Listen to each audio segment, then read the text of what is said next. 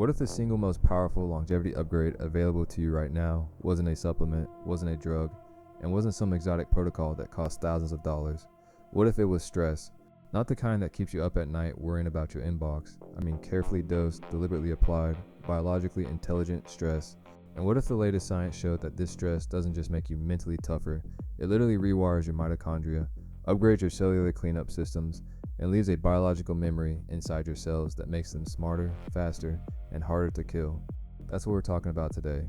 This is mitohormesis, and the newest research on how cold and heat exposure trigger it is genuinely one of the most exciting areas in all of biohacking right now. Welcome back. If you're new here, this channel is where we take the deepest science in health, longevity, and human optimization and translate it into real, actionable information you can actually use. Today we are going deep on a very specific mechanism, the mitochondrial stress response, and why understanding the precise dose and timing of hormetic stressors like cold water immersion and sauna might be the key to unlocking cellular adaptations that most people are completely leaving on the table. Let's get into it. So let's establish the foundation. Mitohormesis refers to the beneficial effects of low-level mitochondrial stress.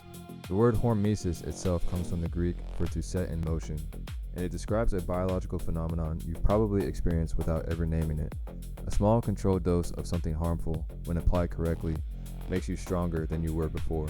The concept of a hormetic window highlights the importance of stress intensity and duration in determining beneficial versus detrimental outcomes.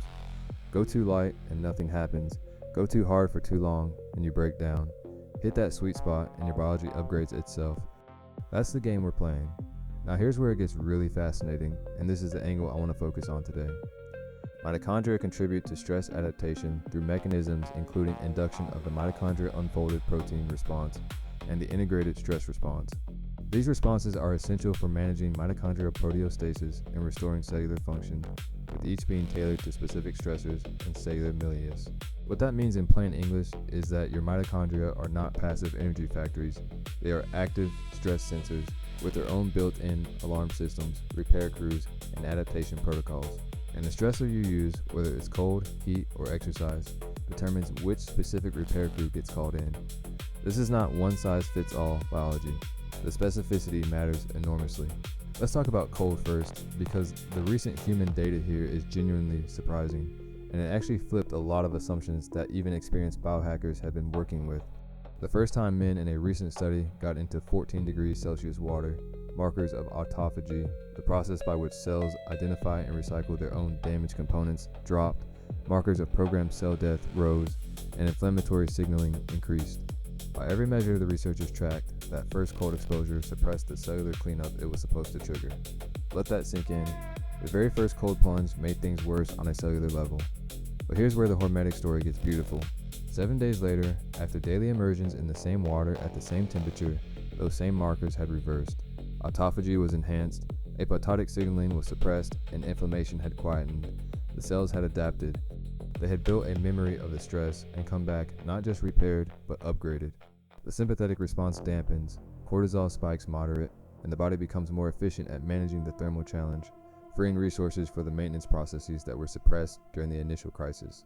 This is hormesis in its purest form, playing out in real human cells, measured in real time, and the molecular mechanism underneath that adaptation is extraordinary. Alternating cold exposure activates the principal regulators of mitochondrial biogenesis and function, including PGC, 1-alpha, and NRF1, via PKA and SIRT3 signaling, thereby augmenting the metabolic and antioxidant reserve of the heart, as well as its overall stress resistance. PGC, 1-alpha, if you're not familiar, is essentially the master switch for building new mitochondria.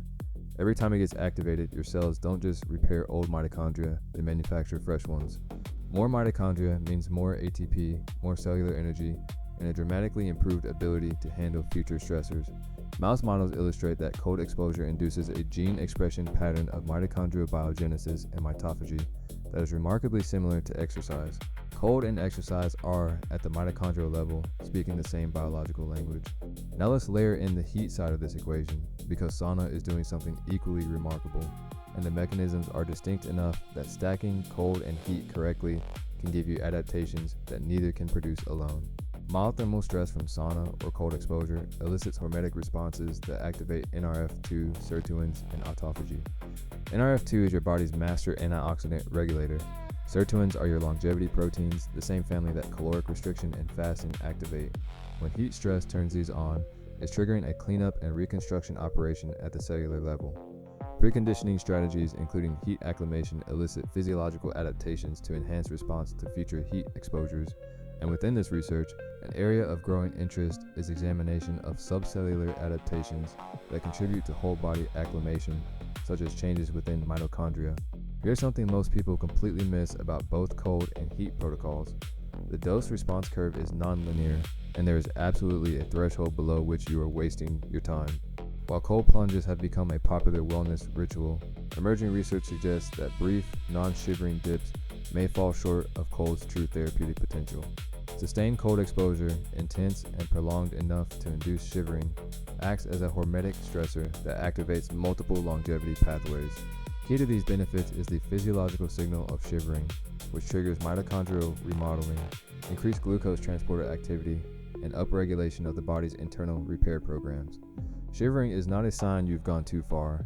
In the right context, shivering is the signal. It's your body saying, the stress threshold has been crossed, adaptive machinery is now online.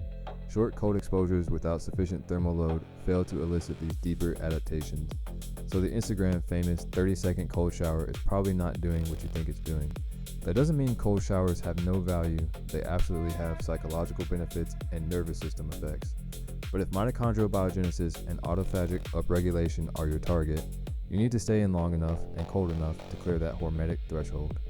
The data is pointing toward water temperatures at or below 14 degrees Celsius for durations that genuinely challenge the thermoregulatory system. Now, here's the conceptually most important piece of this entire conversation, and I promise it will change how you think about building your hormesis protocols going forward.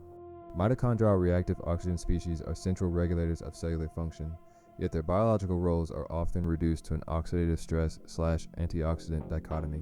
Recent research reframes mitochondrial RAOS through the concept of mitohormesis, in which outcomes are neither inherently harmful nor beneficial, but are determined by a defined set of contextual variables. This is huge. We've been in this cultural moment for decades where we're told antioxidants are good, reactive oxygen species are bad, and we should supplement our way to zero oxidative stress. But the mitohormesis literature is now clearly showing that RAS are signaling molecules. They're the message your mitochondria send upstream to trigger adaptation. If you take a massive antioxidant supplement right after a cold plunge or sauna session, you may actually be blunting the very signal that would have triggered the adaptation you were seeking. The stress and the recovery are both part of the protocol. You cannot shortcut the signal. These pathways initiate coordinated cellular adaptive responses such as autophagy, mitochondrial biogenesis, and enhanced antioxidant defenses. At the systemic level, these adaptations translate into improved metabolic function, reduced inflammation, and increased physiological resilience, ultimately leading to reduced disease risk and mortality. That is the full chain, from the cellular stress signal all the way to disease prevention and longevity outcomes. This is not theoretical. This is a mechanistic roadmap written into our biology, and the research on mitohormesis is now expanding rapidly into mammalian and human models after years of being limited to invertebrates and cell cultures. Initially studied in invertebrates and cell cultures, recent research has expanded to mammalian models of mitohormesis. Researchers are describing the current landscape of mammalian mitohormesis and identifying mechanistic patterns that result in local, systemic, or inter-organ mitohormesis. These investigations reveal the potential for targeting mitohormesis for therapeutic benefit and can transform the treatment of diseases commonly associated with mitochondrial stress in humans. So what does a practical, evidence-informed hormesis protocol actually look like? Here are the principles that current science supports. First, consistency over intensity. The cellular memory that makes you stronger is built through repetition, not through a single extreme event. 7 days of daily cold immersion produced the adaptive reversal in that human study, not one heroic plunge. Second, honor the threshold. Mild discomfort is not enough. The stress has to be genuine, uncomfortable, and challenging enough to cross the signaling threshold inside your mitochondria. Third, protect the recovery window. This means being thoughtful about antioxidant supplementation timing. Don't flood your system with high-dose vitamin C or NEC immediately post-exposure if your goal is mitochondrial adaptation. Give the raw signal time to do its signaling work. Fourth, consider stacking modalities. Cold and heat both activate overlapping but distinct mitochondrial pathways. and there is emerging evidence that combining them intelligently, either on alternating days or as contrast therapy, compounds the adaptive response in ways neither can achieve alone. From a medical perspective, hormesis reflects how human biology evolved. For most of history, humans faced temperature extremes, food scarcity, and physical exertion. Our cells developed systems to respond to these challenges by repairing damage, reducing inflammation, and improving efficiency. You are not hacking your biology when you do this. You are returning it to the environment it was built for. The pathology of modern life is not stress, it's the complete absence of the right kinds of stress. Comfort, thermal neutrality, sedentary ease, these are the novel conditions our cells have not evolved to thrive in. Mitohormesis is not a fringe theory anymore. It is rapidly becoming one of the most robustly supported mechanistic frameworks in longevity science, with peer-reviewed research from institutions around the world converging on the same conclusion. Controlled, repeated, threshold-crossing stress is one of the most powerful signals you can send to your mitochondria, and your mitochondria are ultimately running the show when it comes to how fast you age, how much energy you have, how well you recover, and how long you live healthy. If you want the complete breakdown, the full cold and sauna protocol tables, the exact timing windows for antioxidant supplementation, the emerging research on stacking cold with exercise for compounded mitohormesis, and my curated list of the best current studies, head over to thevitalityscoop.com/newsletter right now and subscribe. I put the full written companion to every video in that newsletter, including sources, protocol sheets, and the latest research summaries every single week. That's thevitalityscoop.com/newsletter. The link is in the description below. Subscribe, share this video with someone who still thinks comfort is the path to health, and I'll see you in the next one.